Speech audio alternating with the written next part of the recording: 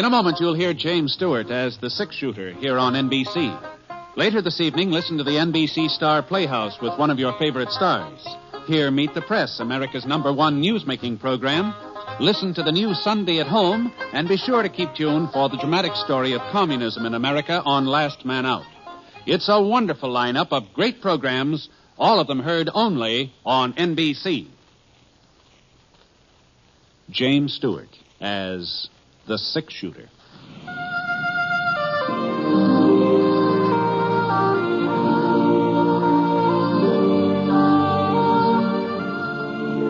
The man in the saddle is angular and long-legged. His skin is sun-dyed brown. The gun in his holster is gray steel and rainbow mother of pearl, its handle unmarked. People call them both the six-shooter. The NBC Radio Network presents James Stewart as the six-shooter, a transcribed series of radio dramas based on the life of Britt Ponsett, the Texas plainsman who wandered through the western territories, leaving behind a trail of still-remembered legends.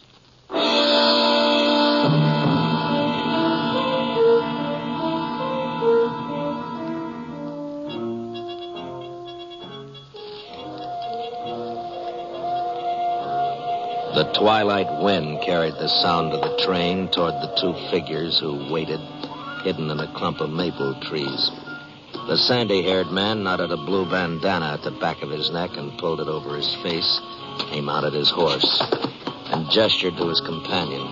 The other man fitted a soiled handkerchief across his mouth and climbed into the saddle. A touch of spurs sent the horses forward. The train was crawling up a steep grade now, and the riders guided their mounts alongside the slowly moving cars. And then they lifted their boots out of the stirrups and swung themselves up onto a small platform behind the tender. A flicker of lamplight glinted on their revolvers as they opened the door to a passenger coach and stepped inside.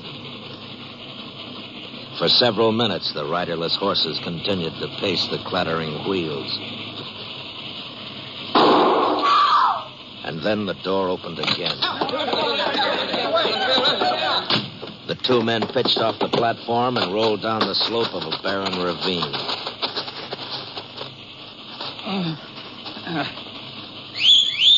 And in response to the whistle, the horses trotted up to him.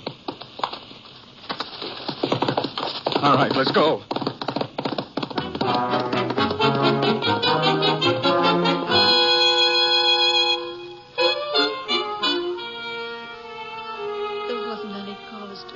Sheriff. There just wasn't any cause. Carl was deaf. And all the noise the train was making, he couldn't understand what they wanted. Yeah, I know. He couldn't understand a word. He tried to make out what they were saying, but he couldn't. And when he didn't hand it over... Well, we'll get him, Mrs. Davis. Don't you worry about that. The posse's meeting here. We'll start out tonight, and we won't be back until we get him. That won't do Carl much good. Well, at least we'll make sure they don't kill nobody else in cold blood. If only I hadn't to give him that belt. If I just hadn't to give it to him. Belt? It was my anniversary present to Carl. We were married 25 years last week. That's why we was taking the train trip over to Cheyenne, and that's why I give him the belt. The buckle was sort of silver-like. What did that have to do with... It was the belt they wanted. But Carl didn't understand when they asked him. He'd already handed over his money and his watch, and then one of them noticed the belt, and he said, "That buckle's silver, ain't it? Give it to me." Carl couldn't make out what he was talking about. And the fella got real mad, and he jabbed a gun into Carl's side, and he pulled the trigger without even giving Carl a chance to... Easy now, Miss Davis. And even though Carl was dying, that outlaw took the belt off him anyway, and it wasn't a silver buckle, Sheriff. It just looked like silver, but it wasn't the real thing.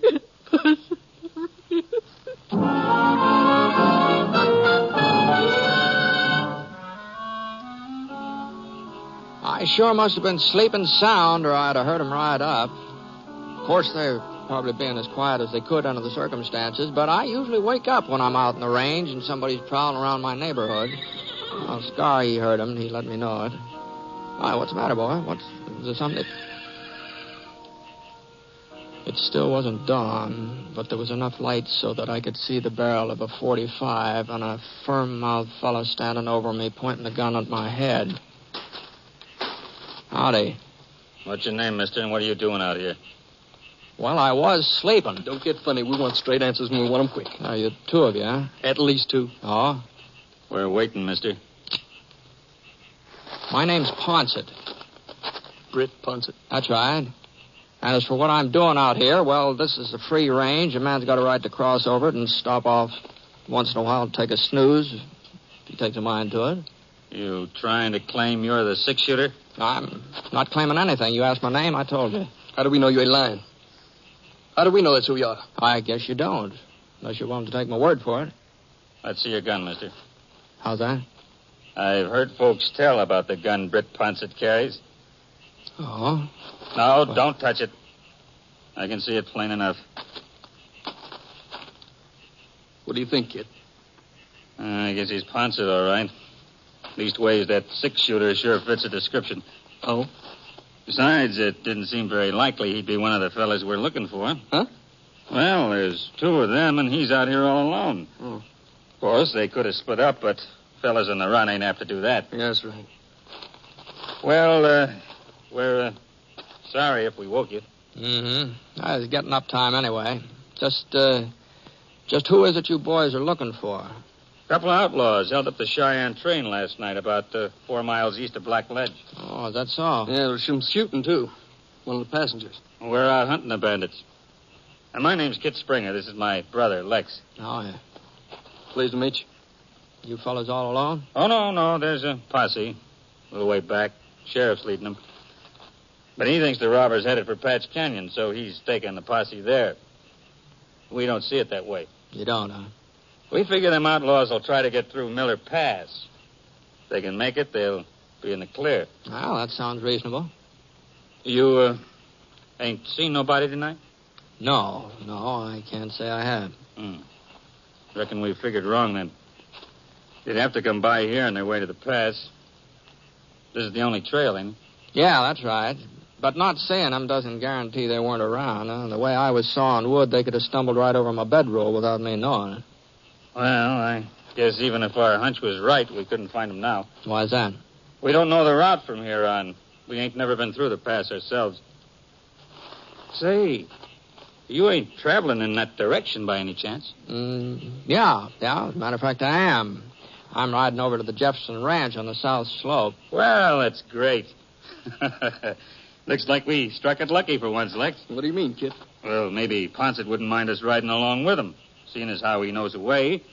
And if we did run into them bandits, it'd be 3 of us to take care of them. Yeah, sure. Well, I'd be mighty glad to have some company, but it seems to me like you're letting yourselves in for a pretty long trip, just on a hunch. It's over a day from here through the pass, and there's no certainty the fellows you're after have even taken this trail, you know. Oh, I guess we can spare the time.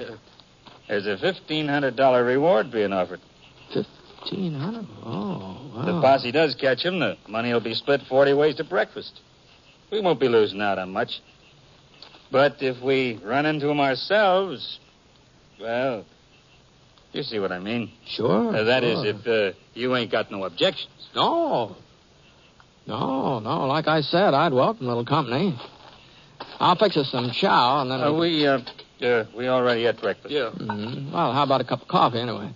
Well, that's mighty kind of you, but maybe we ought to get started. In case them outlaws did get past you during the night, we wouldn't want them to pile up too much of a lead on us. We could stop for food later. You boys sure are anxious. $1,500 is a lot of money. Well, that's true enough. Okay, I guess I can hold off a couple hours. Get the horses, Lex. Yeah, sure. Can I give you a hand with that bedroll? No. I can manage. Yes, sir. It was real lucky us bumping into you. How's that? I mean, you knowing this trail and all. Otherwise, we'd have had to turn back. You fellas may be off on a wild goose chase, you know. No, I just don't think so. Somehow I've got the doggonedest feeling we're headed right. Well, as soon as I get Scars saddled up, we'll start finding out. Easy, boy. Easy now.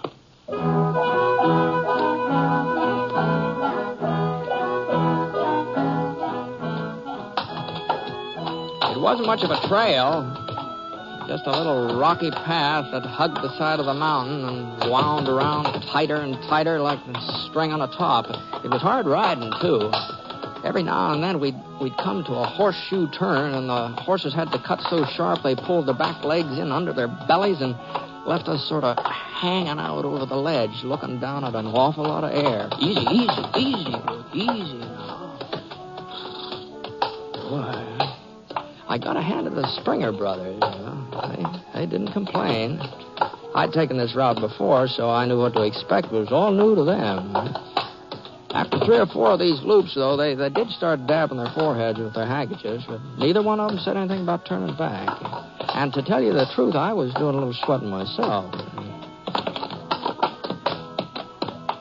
That's a pretty steep trail, isn't it? Yeah.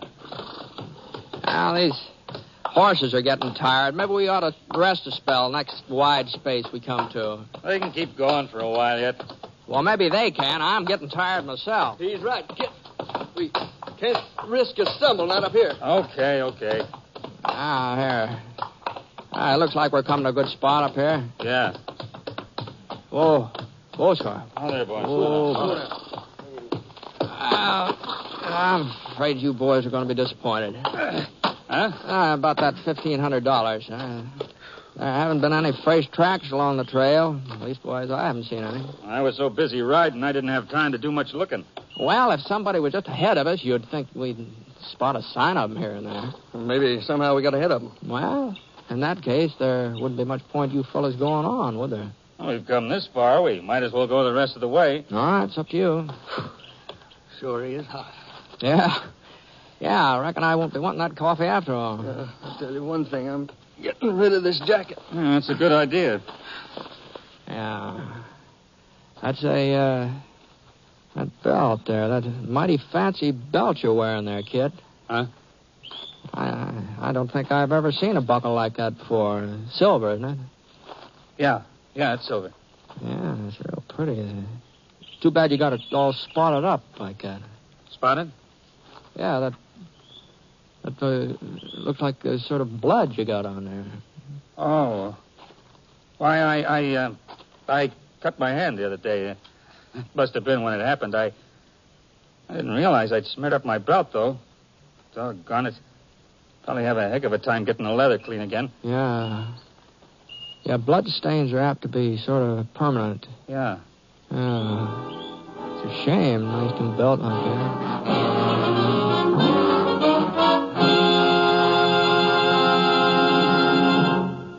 We'll return to James Stewart as the six-shooter in just a moment. Someday, science will find a cure for infantile paralysis, but it takes research. And this year, your March of Dimes is forcing a showdown with this terrible disease.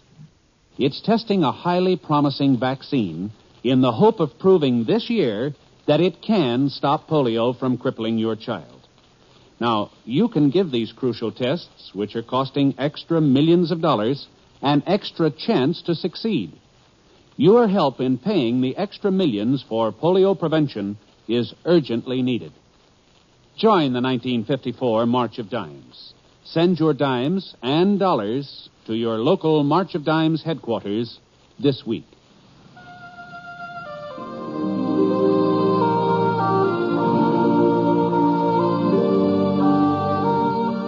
Now, Act 2 of The Six-Shooter, starring James Stewart as Britt Ponsett.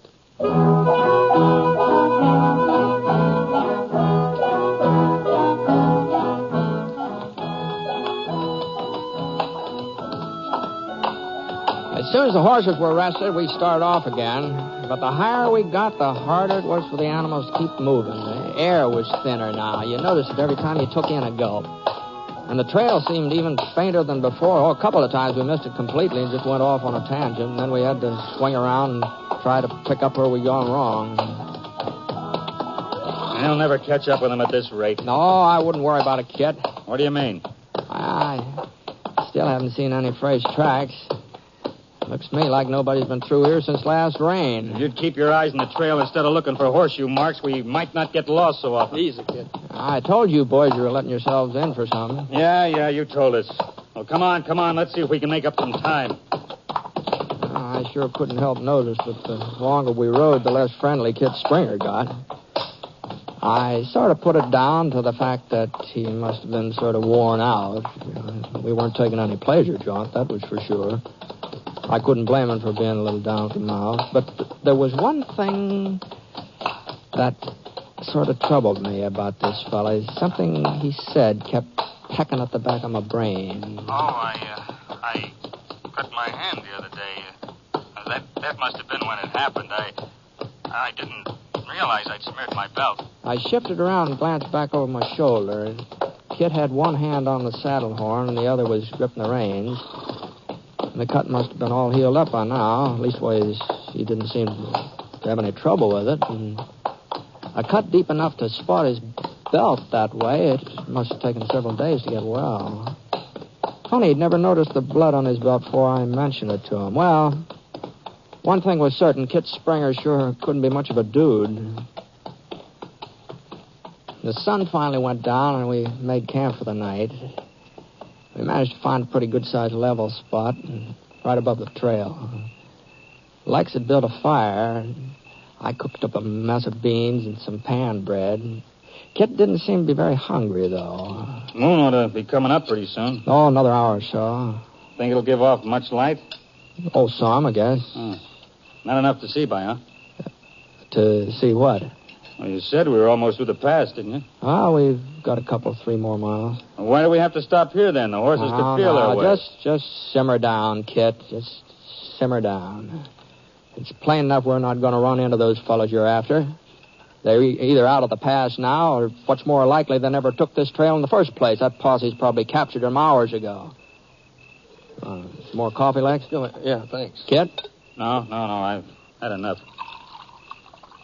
There's a town on the other side of the pass, ain't there? Yeah, English Creek. Just a little burg. Well, spending the night there would be a whole lot better than sitting out here. We could get a bath and a shave, change of clothing. You wouldn't want to risk your neck on the trail just for a bath, would you? No, I guess not.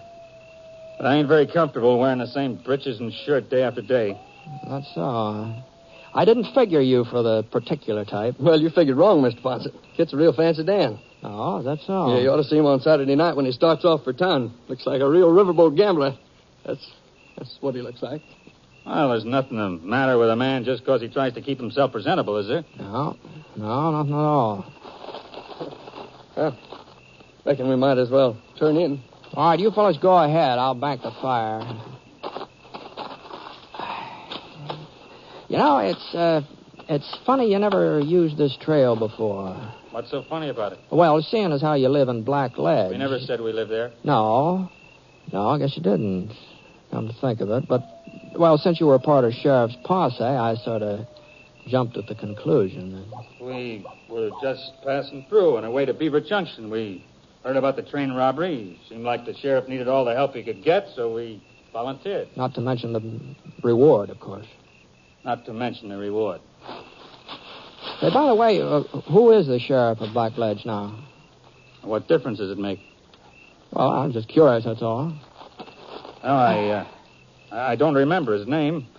Wasn't time for any formal introductions. Folks just call him Sheriff. Oh, yeah, I see. Big fella, is he, with a mustache? Look, Poncet, you were the one who was so all-fired determined on us stopping for some shut-eye. So how about settling down? Sure. Night. Good night. I rolled up in my blanket and I turned my face toward the fire. And, as far as I could tell, the Springer boys hadn't been lying to me.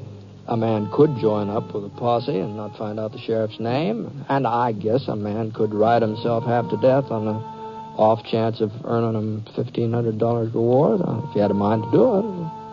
Of course, it hadn't worked out. Kit's hunch on the train robbers were using this pass. It just hadn't worked out. But I'd played plenty of wild hunches myself. So, about then, I dropped off to sleep. The last thing I remember is hearing my mind say, Maybe you're wrong, Poncet. Maybe those outlaws are using the pass after all. It just kept echoing through my head. Maybe you're wrong, Poncet. Well, it must have been 6-7 hours later when At first, I wasn't sure what it was that woke me up. One of the horses, maybe. I started to drift off again. Lex. Shh. What's the matter? It's almost dawn. We gotta start moving. What about Poncet? Are you awake? I don't think so. Brett. I don't know what it was that kept me from answering back. But I just laid there, hardly breathing, not moving, not even opening my eyes. Guess he's still asleep. Yeah. We ain't gonna need him the rest of the way, Lex. That's what I figured. Trouble is, he knows our names, what we look like. Sooner or later, he'd put 2 and 2 together. You didn't have to tell him who he was. I knew it wouldn't make no difference one way or the other. You're gonna shoot him, kid. Nope. You are. Me? Yeah. I'm already wanted for a couple of killings, Lex. But they're only after you for robbery. Even though you're my brother, if the going got too rough someday, you might want to ease out of the partnership. You know better than that, kid. I'll know it for sure. After you kill Poncet. Well? Okay, kid. Whatever you say. I'll get the horses. Hurry it up. I heard Kit move off across the clearing. For a minute, that's all I heard.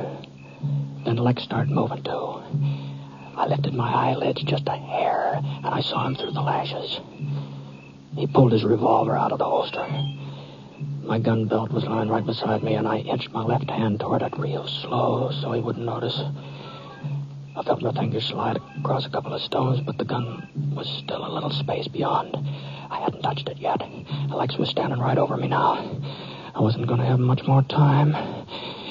If I didn't get a grip on that gun the next second or two, I spun over as he fired. But the bullet had seared my shoulder. It dug into my chest.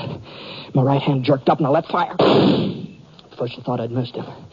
I saw his fingers start to squeeze off another shot, but he never finished pulling the trigger. His whole body was shaking like an aspen tree, and he just tilted forward. I slid out of the way as he fell. I hadn't had time to feel the pain before now, but it started tearing through me so bad I almost let out a yell. One shot ought to have been enough to... Lex! Just hold it there, Kit. What? Seems you were right about the train bandits using this trail to... The words wouldn't come out. And everything started blurring in front of my eyes, and I could barely keep from dropping my gun. It was getting light now. Kit could see how bad I was shot.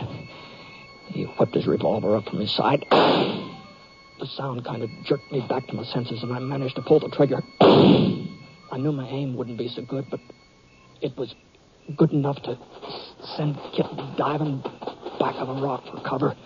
And there was a tree stump not more than a couple feet away, and I managed to roll myself behind it.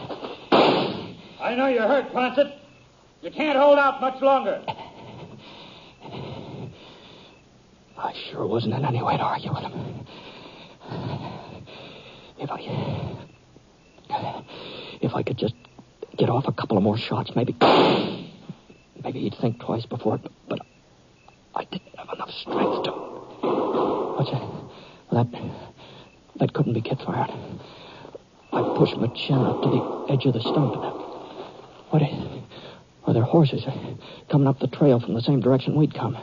And for a minute I couldn't think who, and then I remembered. The posse. They'd been following us all the time. That's why Kit was so anxious to stay on the move. That's the sheriff, Springer. I wouldn't plan on going much further.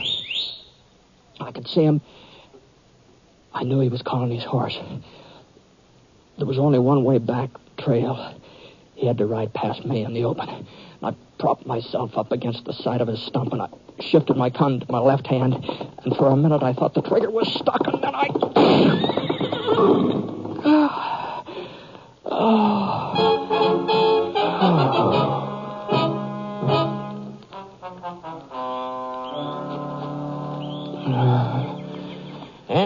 coming too, Sheriff. Yeah, good. How you feeling, Brad? What? Doc? Well, Doc Easton, what the Sam hell are you doing out here? Well, there's no law saying a doctor can't go along with a posse, is there? No. Well, for my sake, it's a good thing you did. Well, what about Kid Springer? Did you catch up with him, Sheriff? You saved us the trouble, Brett. Well, I couldn't have done that. He must have got away. That last shot of mine, that was a mile wide. Well, maybe you didn't exactly hit him, but you sure scared the daylights out of his horse. What? Yeah, we saw the whole thing from down below. Springer was just turning onto the trail when you fired. His horse reared and started slipping over the edge. Springer tried to jump clear, but he just couldn't seem to tear himself loose from that saddle. Yeah, it was the weirdest thing, Brett. When we finally found him, his body was still fastened to that saddle. Yeah? Yeah. The belt he was wearing had got caught onto the horn somehow. That must have been what drug him along when his horse fell.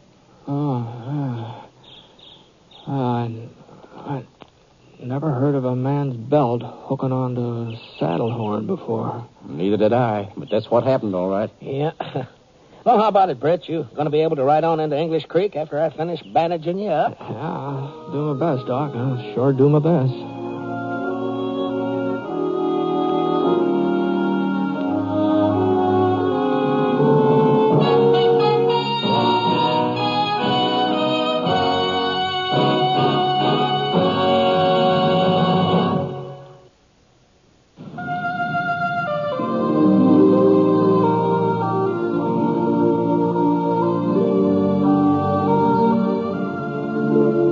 The Six-Shooter is a transcribed NBC Radio Network production in association with Review Productions. It is based on a character created by Frank Burt and is written by him.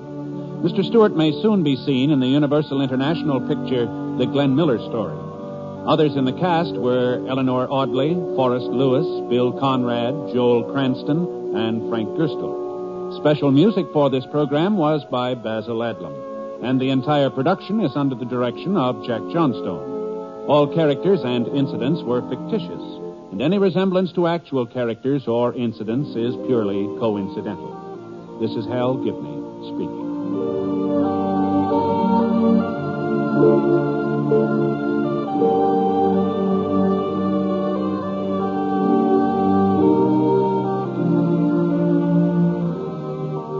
Spend 30 minutes with Sunday at Home next on the NBC Radio Network.